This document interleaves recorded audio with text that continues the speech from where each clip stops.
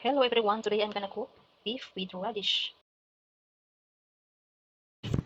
Ito na yung beef na gagamitin natin na lutuin. Ito yung laman, yung nasa pack.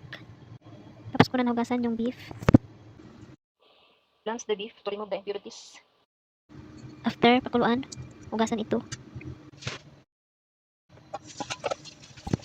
Ganyan lang after makuluan, i-drain at saka hugasan.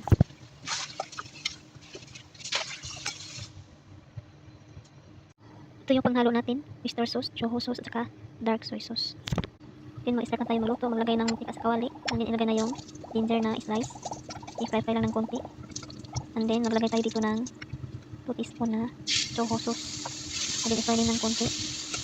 And then ilagay yung beef kasi kanina na pinakuluan. Ganyan na, tapos halo-haloin at saka lagyan. Add hot water.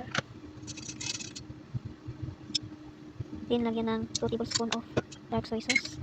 And then lagyan natin ulit ng 2 tablespoon of oyster sauce. Then lagyan ng black sugar. Then lagyan natin ng isang star anise. Then i-transfer ko yung beef sa pot para mabilis na ito lumambot. Then takpan ito at pakuluan ng 2 oras para lumambot yung beef. And then meron tayong isang radish dito. Ito yung gagamitin natin. Pinalatan ko na. And then i-slice ko na ganito lang yung pag-slice sa radish. Then yung radish i-blanch natin ng mga about 1 minute. Kumulo na siya and then i-drain ito. Huwag na hugasan, i-drain lang. Ito na yung beef na pinakuluan after 1 hour.